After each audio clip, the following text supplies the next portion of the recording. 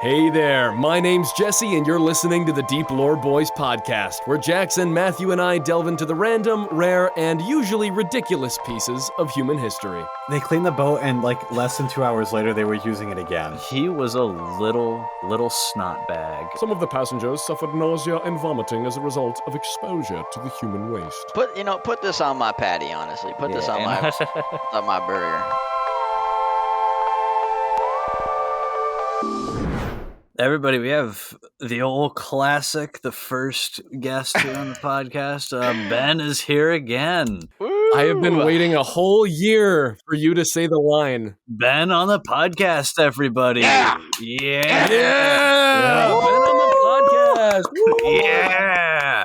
I'm back. And here's the even awesomer part. We've got Jackson on the podcast, too, this time around, which didn't happen last time we had We Ben. did. Jackson's here. I died the last time, and now I came back to life. Yeah. It was chemo. It was really bad.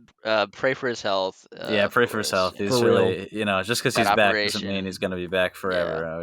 I die in the season finale. That's your spoiler. Yeah, that's Well, don't spoil it. Yeah, hold on. There's a couple things. Yeah. Well, Ben, today is a very interesting day.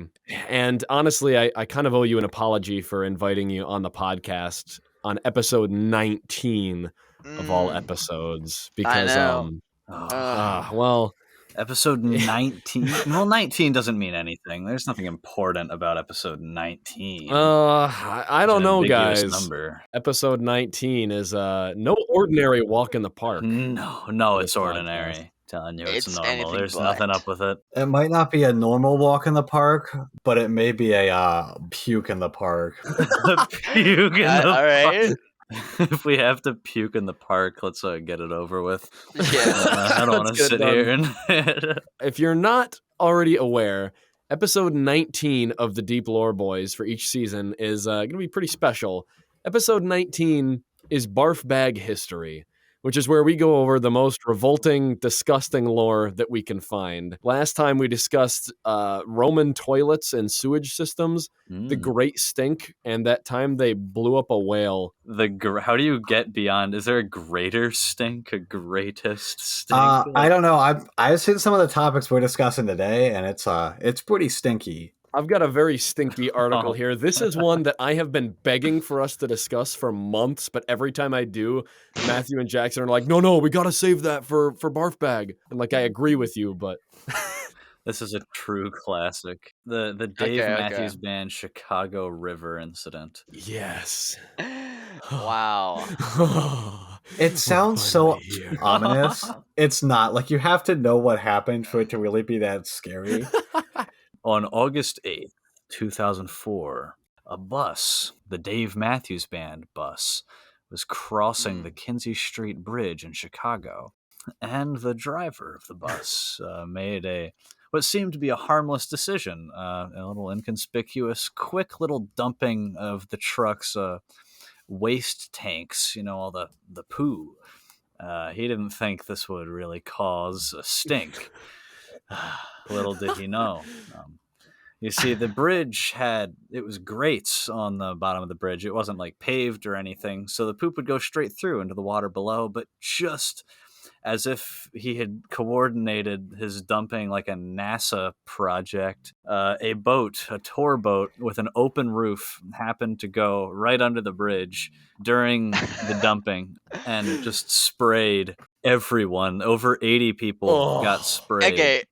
It has to be coordinated. That's what I'm thinking. coordinated. This is NASA levels of precision here to line up. This is like two planets colliding. There was over 800 pounds of sewage that was dumped onto it. It was a sightseeing boat, so obviously they had the whole top of it was open. Well, they sure had a sight to see. Dude, and they saw the sights. Yeah. There were 120 passengers on board the boat, and 2/3 of them were soaked in poop. And this was not I hate to get into detail here, but it's Barf Bag. It wasn't solid at this point. A victim on the boat described the incident. The liquid waste was brownish yellow in color and had a foul, offensive odor. The liquid human waste went into passengers' eyes, mouths, hair, and onto clothing and personal belongings, many That's of which were foul. soaked. Some of the passengers suffered nausea and vomiting as a result of exposure to the human waste. And then the boat's deck was swabbed by its crew, and it was resurfaced by 3 p.m. that day. Wow, this is a 2 hour, not even a 2 hour incident. Not even 2 hours later, the crew Dude, they just literally got cleaned up. the boat. They cleaned the boat, and like less than 2 hours later, they were using it again. Dude, who was on that boat? Who was the guy? Yeah, the Dave Matthews Band was like, I'm about to show you why they call it the poop deck, and just like went for it. And they Yeah, swabbed that thing within the hour, and they had it ready to go. I don't know if any of you guys have ever seen the movie Mouse Hunt, but there's this scene in Mouse Hunt where the mouse crawls into the sewer and they try to vacuum it up, and it vacuums up all the poop, and it's like this big bag vacuum, so it blows up and it like sends poop everywhere. Yeah, I got this picture right here of it. That's basically what happened. Oh, dude. Oh, dude, I remember. Oh, I haven't seen this in ages, dude. That's a weird movie. Now that I'm thinking about it, it would actually be kind of closer to like Nickelodeon when they would slime like the audience. I don't know if you remember that. Yeah. Like they would dump like all the slime on like the cast members. This was like the testing grounds for Nickelodeon slime. I'm ready for anything. I mean, nothing catches me off guard. As long as you're drunk, nothing catches you off guard. Yeah. I'm a drunken master after all. I'm a drunken warrior. I'm thinking inside job. Inside job. What would be the purpose of doing this though as an inside Somebody job? hates the David Matthews Band. It's gotta be. Oh, I thought this was like an assassination attempt for somebody on the boat. Like we're gonna stink them out. But That's you also think that this was possible. against the band and not the An people? elected official potentially at that sightseeing. No, you think that the band had like there was a guy in particular who like really didn't like him? A band's rival? Who would be the Dave Matthews Band's rival? I don't really know a whole lot about this band. Matthews Dave. Matthews Dave Band, yeah. Matthews Dave. Imagine being the Dave Matthews Band at that point. Like I'd be a little embarrassed just that, my poop was out there for everybody to see. I'd be proud. So it's from them. It's famous fecal Yeah, it's matter. their That's what famed poo. This ain't just nobody's poo. This is like $1 million poo right here. These people got blessed. Yeah. Honestly, this is a holy anointing. It's like This is basically. One guy's like, "Holy crap!" Literally. And, people always did. I'd say "holy crap" when I was younger, and people were like, "Crash out holy." Well, guess what? Explain this, atheist. Take a peek at atheist. Take a look at this. Imagine you just get in a fight on r/atheism and then just drop August 8th, 2004, 1:18 p.m. and then leave. The argument completely shattered. This was no trivial amount of poo. This was 800 pounds of it. And like, this is human waste from guys that are just chilling on a tour bus, which means they're eating like McDonald's. They're getting Wendy's. They eating Taco Bell, This is they're just hanging I'm sure out. this was a masterpiece. Also, I do want to state that this was August, so apparently I wouldn't go into all of this, but because it is barf bag, it was like warm, like it had like sort of like baked in like the Blackwater tank. Like this was the worst time that this could have happened in. But which included apparently the people that were on this ship, but people with disabilities, okay, elderly, a pregnant woman, mind you, a small child, and an infant. Incredible. And the elderly, they were going. Everybody was just free range. Imagine being able to say, "I was there." I was there. It happened. Did they make shirts for it? Say I survived. I really hope so. I survived August 8th, 2004. For about 120 people, they can say that. Can we get one on the podcast? If you were in the Dave Matthews Band Chicago River incident, we want to talk to you, okay? Dude, I wonder if we can get that infant who was on the boat on the podcast. He's probably about our age. I don't know. Maybe they have like superpowers now or something. Yeah, that could be true. I'm thinking whoever the pregnant woman is, she definitely remembers. Yeah, no. They interviewed her in an interview, and she said that the second that it was dumped on her, she just immediately started throwing up everywhere. Yeah, she was like the first one to throw up. And probably the elderly were second. I'm thinking it went the pregnant woman, bang, she's bending over and keeling over immediately. Then the elderly, they're killing over. The disabled, and then the small child. The infant, The infant might tank this one. I'm not gonna lie. Yeah, I feel like Yeah, baby is just the like infant would crush it's this. got it. Yeah, I mean, it's that used guy's to already this. pooping in all of his clothes anyway. Yeah, like he's used to this kind of thing. Do you think anybody bailed off the boat?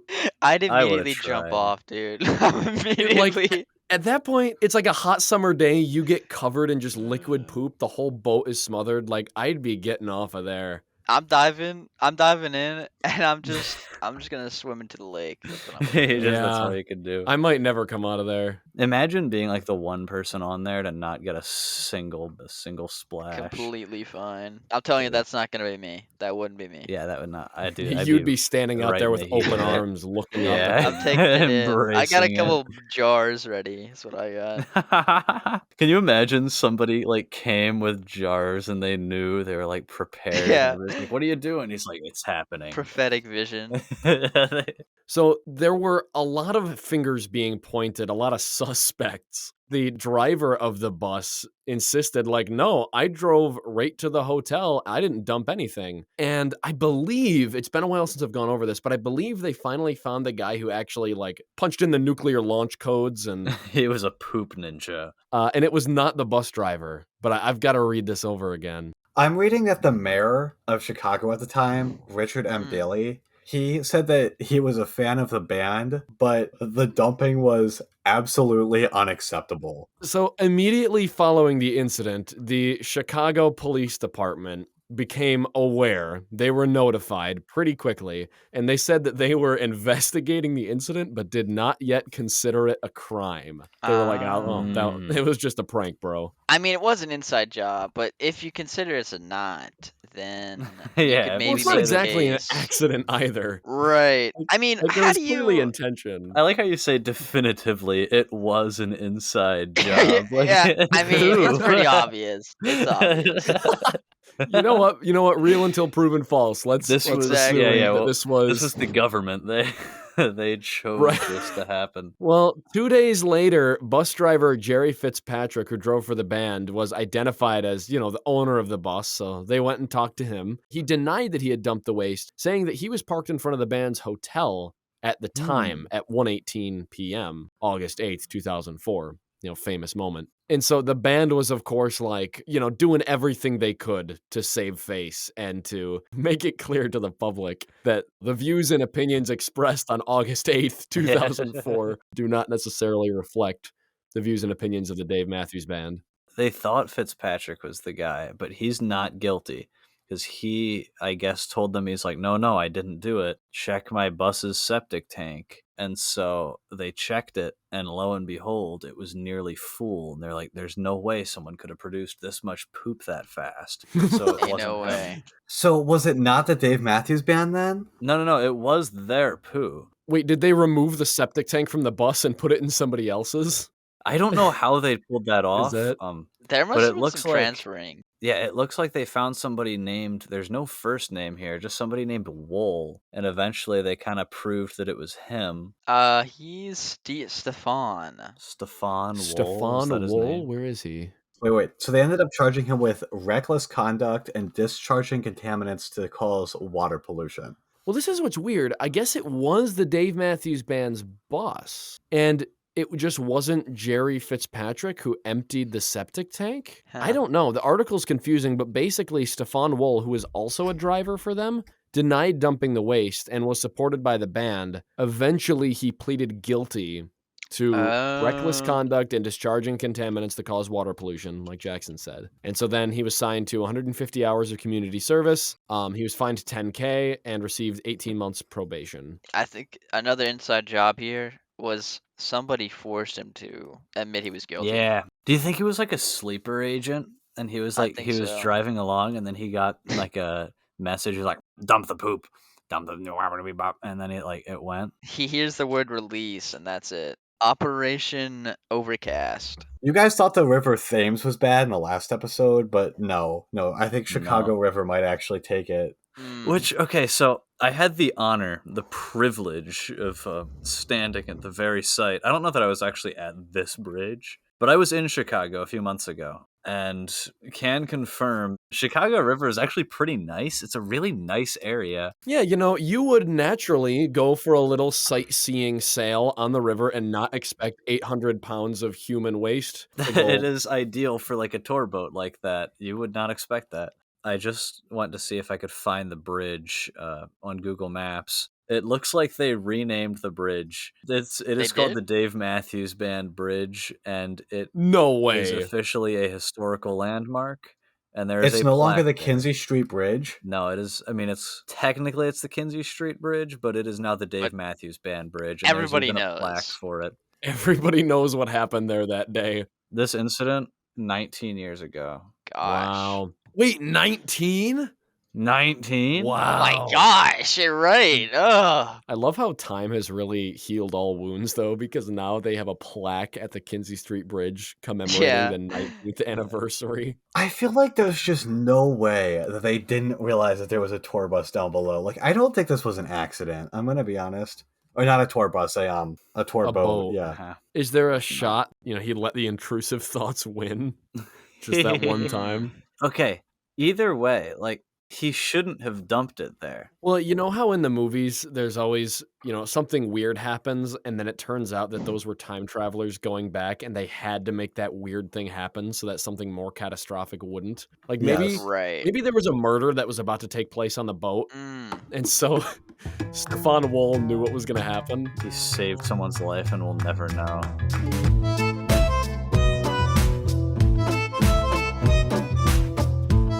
I've never been on Wikipedia's list of people who died on the toilet, but I have very high expectations. Oh, dude, should I read this? This guy with the Jin fellow. Dude, Duke Jing of Jin. Oh, this guy actually has like a fair chunk of lore about him. All he did wasn't just fall into a toilet. All I see on the Wikipedia is that he died falling into a toilet pit. What happened to him?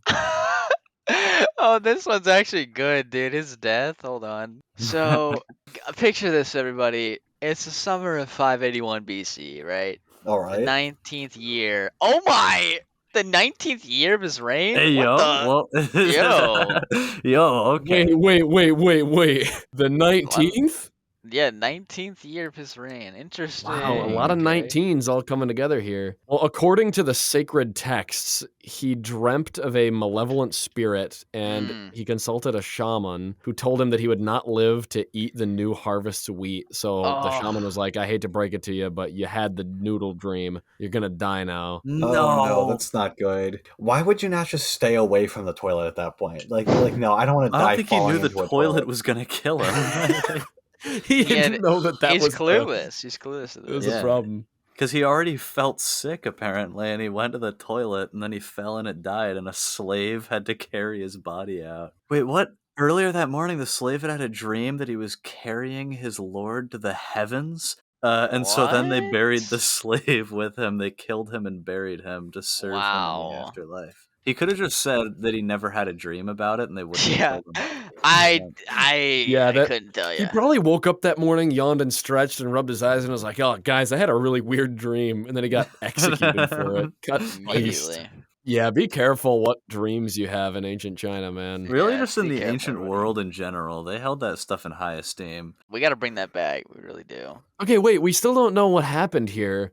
So I think we do. He got sick and fell into a toilet and died. No, it seems like there's more to it. There's a whole other paragraph here. The Duke was presented with the new harvest wheat. Okay, so they gave him the brand new wheat, and he was like, okay, if I can eat this, then the prophecy will be, untrue. So he summoned the shaman and was like, hey, bro, watch this. I'm going to prove you wrong. But right at that moment, he felt really bloated and sick. And so he went to the toilet and fell in and died. Well, that is only the first of many people who died on the toilet. Yeah, this is just one guy. I found this guy here, Yaramir, the Duke of Bohemia. He was stabbed Oh with a my! spear from under a toilet seat while defecating. Speared through the rear. I tell you, whenever I am going number 2, boys, I flush the toilet every single time just to make sure there's not like a spider hanging underneath the ledge. Yeah, you gotta do You it just never in know. case. Imagine there's Just in like a case, ninja yeah. climbing up there and you just send him back down. Actually, dude, look at the guy after him. His page is huge. His name was Godfrey the Fourth, Duke of Lower Lorraine, and he was also assassinated on the toilet. What? What? How many of these people were killed They on the just toilet? did that, I guess, dude. Do not go to Bohemia. Have you guys seen Arius's wiki? He was Oh he was a my! priest. Oh and he died from no. explosive Oh. gastrointestinal problems. He was 80, mind you. So he was getting up there. As he approached the place called Constantine's Forum, a terror arising from the remorse of conscience seized Arius, and with terror, a violent relaxation of the bowels. Soon after, a faintness came over him. You don't and need to together read with the past there, Jesse. You don't need to read Yeah, that. you know what? I'm gonna. You I'm can gonna use cut it your off right there. imagination to think of what happened next, but I'll tell you, it wasn't pretty. It Oh, was not good. Oh man, that is truly barf bag. Rest in peace. yikes. I do want to talk about. I know Ben, you said earlier. It looks like there's some Roman emperors in here. There is, in fact, my man. I'm well familiar with this emperor, actually. Well before going over this, and I kind of wanted to talk about him, but didn't want to in like Wait, his which own one? bit. Elagabalus was the this? emperor of Rome, May of 218 to March of 222. And this kid, he was a kid, okay? This man, he was like, what, 15 years old when he became the emperor? Yeah, 14, he was 14 years old. And he was a little snot bag, okay? Oh, So wow. while he was in office, he married 5 times, okay? Oh. Twice to the same woman. He also preferred to be called a woman and prostituted Oh himself. my. Yeah, he was. I heard about this guy. Okay, that's, you know what? If that's what he wants to do, I'm not gonna judge. Okay, we don't shame, but he also let a bunch of poisonous snakes loose in the Colosseum, and then just laughed as people ran away from them in terror. And he literally released a tiger into the Senate building and laughed as it killed a man, and thought it was great. It was a classic prank. So he did that too. He was causing so much drama. Have you seen his bust, by the way? Yeah, that's a classic. He's just he looks like he was mustache. I know. Wow. But yeah, ultimately, he was in the bathroom hiding from the Praetorian Guard because they had enough of him. And the Praetorian Guard are like the Secret Service or something today. They're the Emperor's guards. And they were so fed up with him that they were literally trying to hunt him down and kill him. And so he hid in the bathroom of the palace. And they broke in and killed him. Wow. Dude, can a man just get some peace and quiet? Yep, that's how that went down. Here's how absurd the buildup to his death was, though, and I can fully understand why the soldiers snapped here. So he publicly presented his cousin along with his own mother. And his cousin, I believe, is this guy named Alexander, who, mind you, this young emperor had tried to kill him multiple times over beef. But then he's all like buddy-buddy with them, so they show up. And everybody starts cheering for his cousin, and apparently they ignored, how do you say this guy? Elagabalus. And he was like, all right, that's it. Anybody who is ignoring me, you all get executed. And that's the point where the guards were like, okay enough's buddy. enough. I'm seeing this one from 1892. All right. JW, also known as Balloon Man. Okay, so Balloon Man. Dude, he suffered from something called I'm not going to read all of that, but basically a megacolon, which brought him considerable fame for his bloated abdomen. Okay, so he was very... Wait, who is this? This man is just called JW. So he was found dead in a bathroom. Apparently, he died trying to defecate. And then the end of the Wikipedia thing on it just says, his 8-foot-long colon is currently on display at the Mutter Museum in Philadelphia. I don't know. You know, I occasionally feel the need to be like, oh, didn't need to know that. But then I remember It's barf bag. It is barf bag. Okay, this wasn't my We idea. gotta- True, yeah. No, okay, so I'm doing some more research. Yeah, he had a massive colon. It was just that was his deformity. And yeah, he literally carried around 40 pounds of poo. That was what he was trying to get out of him when he died. Wow. So the Wikipedia is divided into like the last 2 centuries and then everything else. And it appears there are far fewer people being murdered on toilets in the 20th and 21st centuries. But I did notice my man Elvis Presley is He is here on on the there. list. Yep. He's here. Yeah, Judy Garland is actually on the list too. She's a main character in Wizard of Oz that I can't remember the name of right now.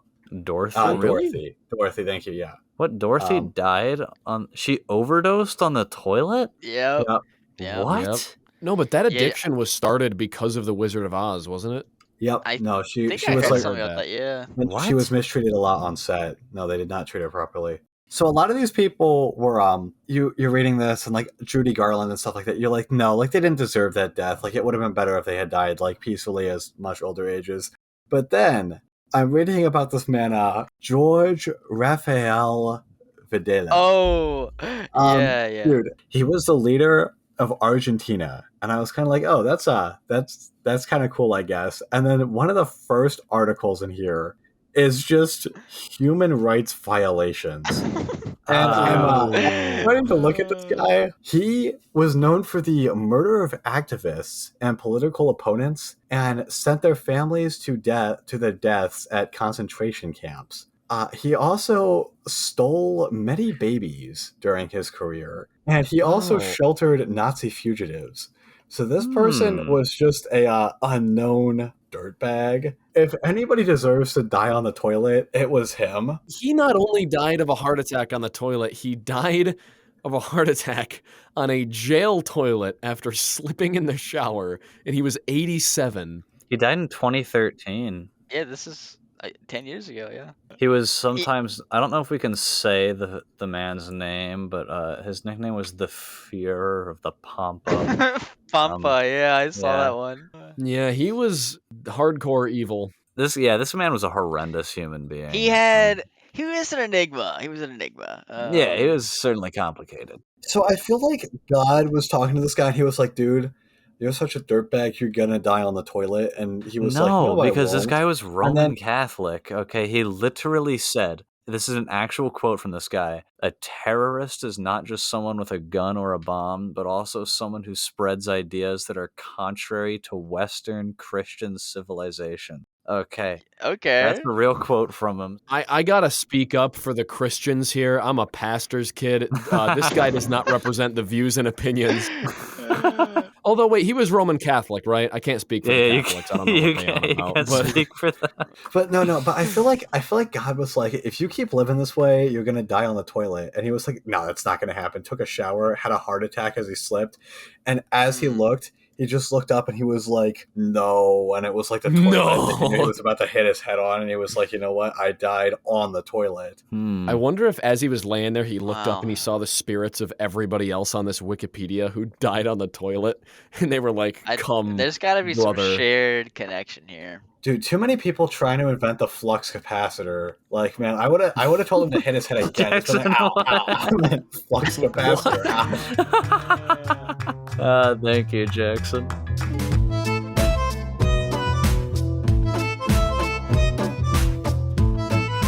All right, can we just discuss throwing up for like a little bit? I would love to, actually. Like, this is barf bag history, but like I absolutely just hate throwing up. Now, I haven't thrown up in like almost, 8 years, but like I already know that like the time is coming. Last time I threw up was probably a couple years ago, except I did purge myself like a couple months ago. I had some cereal which had almonds in it, and I'm allergic to that, so... I think vomiting is such a touchy subject, such an embarrassing thing to have happen, because there's really no way to like play it off as cool.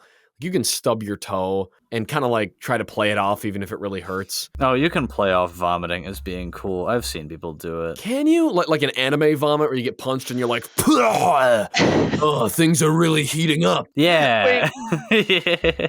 Well, here's my biggest issue with throwing up. When I was a teenager, for like 2 or 3 years, I would get really nauseous really fast and completely randomly. And in all that time, I never did throw up, but I am petrified that one day I'm going to get like actual puke sick and not know it. I'll just be like, oh yeah, I'm fine. This happens. Immediately, yeah. All that buildup over the years. You know what is better than the feeling of throwing up? Like, what's like the inverse of that? Is the feeling when you get clout. So, why don't you all smack that subscribe? Jackson, that was smooth. All right, but in all seriousness, though, there is apparently one person that actually likes throwing up. And that person is Buffalo Bills quarterback Josh Allen. Now, really? Yeah, so for those of you that don't know, Matthew and I and Jesse are all from Buffalo. Ben is from Maryland, but I guess lives in Virginia right now. I'm a Buffalo Bills fan, and yeah, in an interview, Josh Allen explains that he throws up right before every game on purpose in the trash can of the locker room, and he believes it helps him. Like it makes him stronger. He said, didn't he say that he like threw up at the first game because he was so nervous, and he was like, "Oh wow, I feel better." And so then he just started like started doing it more. Up every game. So he threw up at a preseason game against the Lions, and he said that it helped him calm his nerves. And now because of that, he deliberately does it before every game. You know what though? I can vouch for him a little bit, because the only time I've thrown up not as like a baby, like the only time really in memory that I've thrown up was due to anxiety. There were some health experts that say that like technically it does work in terms of calming the nerves, but it's also not healthy for like your digestive system or like a lot of other things. Jackson, did he say which preseason Lions game he threw up at? Because I believe it was the one 2 years ago. I was at a Bills-Lions preseason game, and I think it was around the time that, I can't remember if Josh Allen was there, but I think he was kind of new on the scene. And I thought, like, wow, if I was there at the famous game where he had his first throw-up, I'd feel, not much different than I do now, actually. Okay, but. August 13th. August 13th of 2021. All right, I was not there. This was like 2018. Robert Liston. Yes. That's it. Robert Liston. Robert Liston surgery. He's the best, worst surgeon ever. I mean, it's incredible. Robert Liston, born October of 1794, was a surgeon in Scotland back in the good old days, who was famed for his speed and skill in an era prior to anesthetics. So basically, back in the day, if you were going to have a surgery, there was no anesthesia. You were going to be awake for the whole thing. So you wanted to get the fastest guy you possibly could. The speedier a surgeon was, the more popular they were going to be because it was done and over with. So that made him an appealing option. Yeah, he was speed running surgeries left and right. He speed ran surgeries. He was getting them done in just a few minutes. He was just slicing them. He would do like amputations and stuff. So Richard Gordon described Liston as the fastest knife in the West End. He could amputate a leg in 2.5 minutes. That's not bad. All right. A couple of YouTube shorts and you'd be out of there. Right? Couple reels, it's over. He sprung across the blood-stained boards upon his swooning, sweating, strapped-down patient like a duelist, calling, "Time me, gentlemen, time me," to the students, craning with pocket watches from the iron-railinged galleries. Everyone swore that the first slash of his knife was followed so swiftly by the rasp of saw on bone that it seemed sight and sound were simultaneous. To free both hands, he would clasp the bloody knife between his teeth. Wow, this guy's hardcore. My man started using the three-sword style on this guy. Yeah, so he was speedy, man. He would do great in modern-day England with all the stabbings. Well, I mean, so I guess it is good that he was quick with a blade, but unfortunately, with speed comes inaccuracies at times. He holds the record for the fastest surgery. Which is impressive. Okay. Although, allegedly, this case has never actually, I guess, been confirmed by any primary sources. But the famed case of Robert Liston goes that while performing an amputation He was so fast that he cut off his assistant's fingers in the process. Oh no! And slashed through the Oh. coattails of a distinguished spectator who was so terrified, thinking that the knife, this bloody knife, had just stabbed him. Apparently, he was so scared that he literally fainted and died while passed out from shock. And the young assistant died from gangrene in the hospital a few days later after losing his fingers. As well, the patient also died. So 3 men killed. Robert got through. Robert tanked it. Yeah, he went through. He didn't. He went through. So he killed 3 people in his surgery. Yeah, wait, can we talk about that? Who went to him after that? Do you think he was still popular if that really happened? I can't imagine that anyone would have gone to him after this. Well, that's the thing. It's no primary sources ever confirmed that it happened. The first instance of this actually being recorded came from a book written in 1983.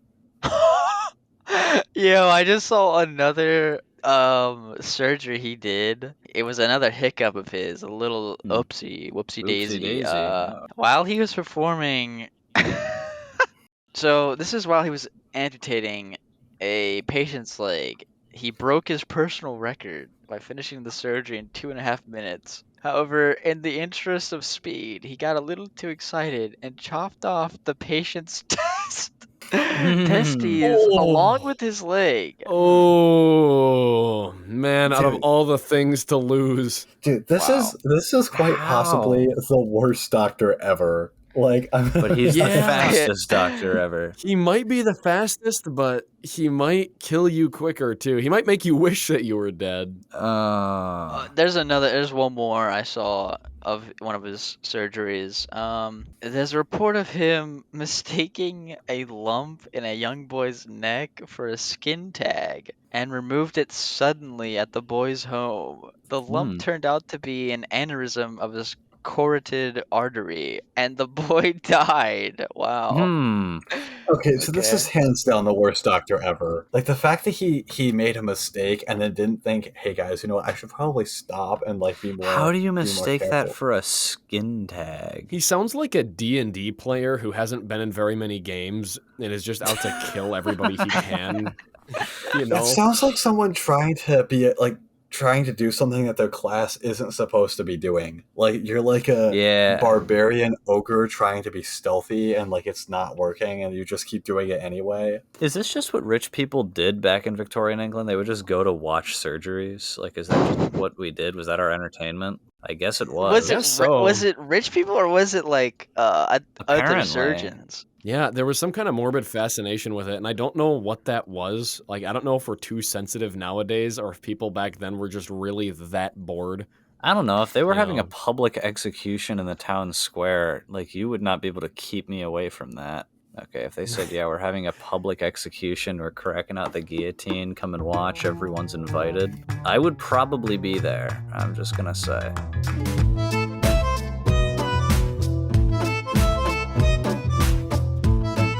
What is a mellified man? How did he get so mellified? Yeah, what is that? It's also known as a human mummy confection. It is when you take a human cadaver and you drench it in honey. It was an ancient Chinese method. Some elderly men in Arabia also had it done to them. It's detailed in Chinese medical sources, in some from the 16th century. But it might have been earlier than that. Yeah, they'd take the body. The person would choose. It was a form of self-sacrifice. They'd be like, I want to become a mellified man. And for, weeks beforehand, they would eat nothing but honey. All they would eat is honey. They would just live for honey, eating as much as they could. They'd bathe in honey. And eventually, they would literally smell of honey. Their sweat and poo-poo would apparently smell of honey and basically just be honey. That was all there was. And eventually, once they died from it, they would be placed in a stone coffin filled with honey. And apparently, they would seal it up and leave it there for about a century. Once they'd crack it open 100 years later, everything would have turned into a wonderful confection that they would take out and sell on the streets as a valuable, hard-to-find item with a hefty price, as the wiki says. It could cure broken limbs and other ailments. So it sounds like the donors were mostly like elderly. It says that they would give their bodies to save others. So they'd start just going on the absolute honey grind. And then, yeah, they'd bury them and let them stew. But it wasn't even seen as like a very grim, like spooky thing. It was, I am going to give my body as a sacrifice for others. So that other people can eat it, like literally. Like this eventually does just become cannibalism. But like, then again, should we do this, guys? Would Yeah, you I call want to do this? this. Can this be my fate? Ben, are you going to donate your body? I might have to. I would eat a bit of that Ben honey. Oh, trust me. I'd chomp on that. With how sweet I am already, let me tell you.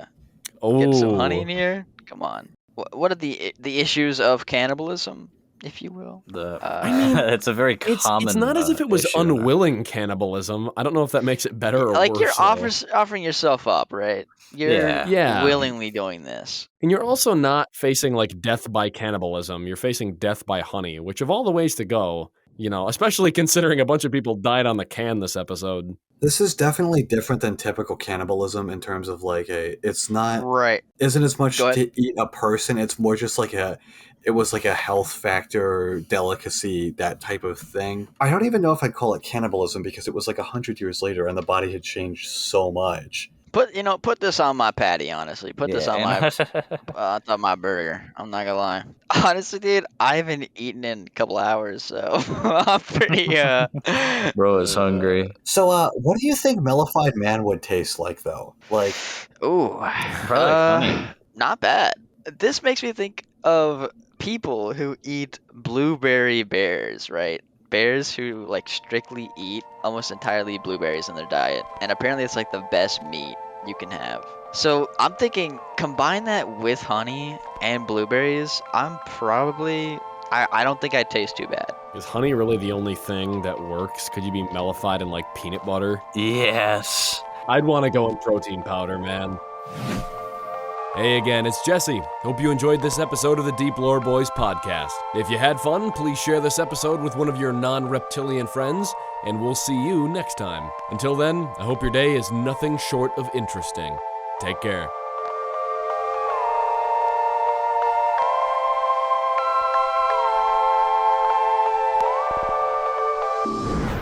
I'm going to go post that one on twitter.com.